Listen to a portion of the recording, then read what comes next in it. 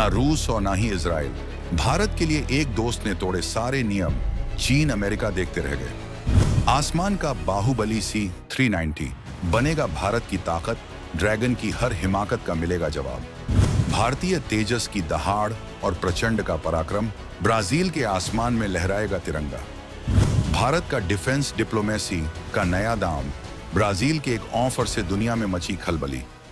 अंतर्राष्ट्रीय संबंधों की दुनिया में जहां हर देश अपने हितों को सर्वोपरि रखता है, दोस्ती और विश्वास जैसे शब्द अक्सर कूटनीतिक शब्दावली में खो जाते हैं। दशकों तक भारत अपनी रक्षा जरूरतों के लिए अपने पारंपरिक और समय परीक्षित साझेदारों जैसे रूस के सुखोई और फ्रांस के राफेल पर निर्भर रहा। ये सौदे महत्वपूर्ण थे, लेकिन वे काफी हद तक एक क्रेता और विक्रेता के रिश्ते पर आधारित थे। लेकिन जब दुनिया की निगाहें इन स्थापित शक्तियों पर टिकी थीं, उसी समय दक्षिणी गोलार्ध से एक ऐसी खबर आई जिसने वैश्विक रक्षा समीकरणों में एक नया अध्याय जोड़ दिया। अटलांटिक के पार लैटिन अमेरिका के सबसे बड़े देश ब्राजील ने भारत के साथ दोस्ती का एक ऐसा हाथ बढ़ाया है जो सामान्य व्यापारिक समझौतों से मीलों आगे है। यह कोई साधारण पेशकश नहीं है, यह एक रणनीतिक साझेदारी की नींव है जो भारत को न केवल एक महाशक्तिशाली परिवहन विमान से लैस करेगी, बल्कि आत्मनिर्भर भारत की गूंज को दुनिया के कोने कोने तक पहुंचाएगी। ब्राजील भारत को अपना सबसे उन्नत और शक्तिशाली परिवहन विमान C-390 मिलेनियम सौंपने को तैयार है। एक ऐसा हवाई हाथी जो हिमालय की बर्फीली चोटियों से लेकर हिंद महासागर की विशालता तक भारतीय सेना की क्षमताओं को पुनर्परिभाषित कर सकता है। लेकिन कहानी का सबसे दिलचस्प मोड़ यह है कि यह एक तरफा सौदा नहीं है। इस साझेदारी के बदले में ब्राजील ने भारत के स्वदेशी गौरव, लड़ाकू विमान तेजस और दुनिया के सबसे ऊंचे युद्ध क्षेत्रों पर भी कहर बरपाने में सक्षम हमलावर हेलीकॉप्टर प्रचंड पर अपना विश्वास जताया है। यह सौदा साबित करता है कि यह रिश्ता बराबरी, आपसी सम्मान और एक साझा भविष्य के निर्माण के अटूट सिद्धांतों पर आधारित है। हम इस पूरी खबर की हर परत को खोलेंगे, इसके सैन्य, आर्थिक और भू राजनीतिक महत्व का गहराई से विश्लेषण करेंगे, तो अंत तक हमारे साथ बने रहें। आप हमें दें, हम आपको देंगे। ब्राजील का अभूतपूर्व रक्षा प्रस्ताव। अब सीधे उस खबर पर आते हैं जिसने नई दिल्ली से लेकर ब्रासीलिया तक और वॉशिंगटन से लेकर बीजिंग तक के रक्षा गलियारों में एक गंभीर चर्चा छेड़ दी है। भारत में ब्राजील के राजदूत केनेथ डा नोब्रेगा ने जो प्रस्ताव सार्वजनिक किया है, वह पारंपरिक रक्षा सौदों के तौर तरीकों को चुनौती देता है। उनका संदेश सीधा, स्पष्ट और क्रांतिकारी है। यदि भारत हमारे रक्षा उत्पादों में एक निश्चित राशि का निवेश करता है, तो ब्राजील भी ठीक उतनी ही राशि के भारतीय रक्षा उत्पादों को खरीदने के लिए पूरी तरह से प्रतिबद्ध है। यह आधुनिक युग का एक वस्तु विनिमय समझौता है, या रेसिप्रोकल डील कहते हैं। यहाँ केवल हार्डवेयर का आदान प्रदान नहीं हो रहा, बल्कि विश्वास, प्रौद्योगिकी और रणनीतिक स्वायत्तता का भी आदान प्रदान हो रहा है। भारतीय वायुसेना दशकों से अपने परिवहन बेड़े के आधुनिकीकरण की तत्काल आवश्यकता महसूस कर रही है। इसके पुराने सोवियत युग के एंटोनोव, N-32 और इल्यूशन IL-76 विमान अब अपनी सेवा के अंतिम चरण में हैं। इनकी रखरखाव लागत बहुत अधिक है और वे आज की तेजी से बदलती युद्ध क्षेत्र की जरूरतों, विशेष रूप से छोटी और कच्ची हवाई पट्टियों पर संचालन के लिए पूरी तरह से उपयुक्त नहीं हैं। इस कमी को दूर करने के लिए भारत एक मध्यम परिवहन विमान MTA की तलाश में है। इसी मौके पर ब्राजील ने अपने एम्ब्रेयर C-390 मिलेनियम विमान की पेशकश की है। लेकिन इस पेशकश का सबसे महत्वपूर्ण पहलू इसकी शर्त है। यदि भारत 40 से 80 C-390 विमानों का ऑर्डर देता है, जिसका मूल्य कई अरब डॉलर हो सकता है, तो ब्राजील ठीक उतनी ही कीमत के made in India Tejas Mk-1A लड़ाकू विमान और LCH प्रचंड अटैक हेलीकॉप्टर खरीदेगा। यह एक ऐसी विन विन सिचुएशन है जिसका उदाहरण हाल के रक्षा इतिहास में मिलना मुश्किल है। यह भारत को सिर्फ एक ग्राहक के रूप में नहीं, बल्कि एक बराबर के रक्षा भागीदार के रूप में देखता है, और यह सौदा भारत को एक प्रमुख रक्षा निर्यातक के रूप में स्थापित करने की दिशा में एक मील का पत्थर साबित हो सकता है। C-390 मिलेनियम क्यों है यह आसमान का बाहुबली? आखिर इस C-390 मिलेनियम में ऐसा क्या है जो इसे भारतीय वायुसेना के लिए इतना आकर्षक बनाता है?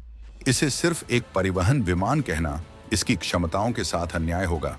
यह एक मल्टी मिशन प्लेटफॉर्म है जिसे 21वीं सदी की चुनौतियों के लिए डिजाइन किया गया है। अतुलनीय भार वहन क्षमता और गति, यह विमान एक ही उड़ान में 26 टन तक का पेलोड ले जा सकता है। इसका मतलब है कि यह एक बार में एक मुख्य युद्धक टैंक या कई बख्तरबंद वाहन या भारी तोपखाने या 80 से अधिक पूरी तरह से सुसज्जित सैनिकों को युद्ध के मैदान में तेजी से पहुंचा सकता है। इसकी अधिकतम गति 870 किलोमीटर प्रति घंटा है, जो इसे अपने वर्ग में सबसे तेज सैन्य परिवहन विमानों में से एक बनाती है। यह गति संकट के समय त्वरित प्रतिक्रिया के लिए महत्वपूर्ण है। दुर्गम क्षेत्रों का शहंशाह। इसकी सबसे बड़ी खासियत जो इसे भारत के लिए विशेष रूप से मूल्यवान बनाती है वह है इसका शॉर्ट टेक ऑफ और लैंडिंग STOL क्षमता। यह बहुत छोटी, कच्ची और अधूरी हवाई पट्टियों से भी उड़ान भर सकता है और उतर सकता है। यह क्षमता इसे लद्दाख, अरुणाचल प्रदेश और सिक्किम जैसे ऊंचे और दुर्गम हिमालयी क्षेत्रों के लिए एक आदर्श विमान बनाती है, जहां चीन के साथ सीमा पर तनाव बना रहता है। C-390 इन क्षेत्रों में सैनिकों और उपकरणों की तेजी से तैनाती सुनिश्चित कर सकता है, जिससे भारत को एक निर्णायक रणनीतिक बढ़त मिलेगी। आसमानी ईंधन station air to air refuelling. C-390 को हवा में ईंधन भरने वाले टैंकर के रूप में भी कॉन्फ़िगर किया जा सकता है। यह हवा में ही हमारे लड़ाकू विमानों जैसे राफेल, सुखोई और तेजस को ईंधन दे सकता है, जिससे उनकी लड़ाकू रेंज और मिशन की अवधि दोगुनी से भी अधिक हो जाती है। यह क्षमता भारतीय वायुसेना को दुश्मन के इलाके में गहराई तक हमला करने की ताकत प्रदान करती है। अत्याधुनिक तकनीक और बहुउपयोगिता। यह विमान आधुनिक fly by wire flight control system से लैस है, जो इसे उड़ाने में आसान और अधिक सुरक्षित बनाता है। इसमें आत्मरक्षा के लिए अत्याधुनिक मिसाइल वार्निंग सिस्टम, चैफ और फ्लेयर डिस्पेंसर भी लगे हैं। परिवहन के अलावा इसका उपयोग चिकित्सा निकासी, मेडिकल इवैक्यूएशन, खोज और बचाव अभियान और मानवीय सहायता तथा आपदा राहत कार्यों के लिए भी प्रभावी ढंग से किया जा सकता है। ब्राजील की नजर भारत के तेजस और प्रचंड पर क्यों टिकी है? अब सिक्के के दूसरे पहलू को देखते हैं। यह सवाल उठना स्वाभाविक है कि ब्राजील जैसा देश, जिसके पास अमेरिका और यूरोप के उन्नत हथियारों तक सीधी पहुंच है, भारत के स्वदेशी रक्षा उत्पादों में इतनी गहरी दिलचस्पी क्यों ले रहा है? इसका उत्तर भारत की बढ़ती आत्मनिर्भरता और रक्षा प्रौद्योगिकी में हासिल की गई महारत में छिपा है। तेजस MK-1A एक लागत प्रभावी घातक लड़ाकू। ब्राजील अपनी वायुसेना के पुराने हो चुके अमेरिकी F-5 टाइगर लड़ाकू विमानों के बेड़े को रिटायर करना चाहता है।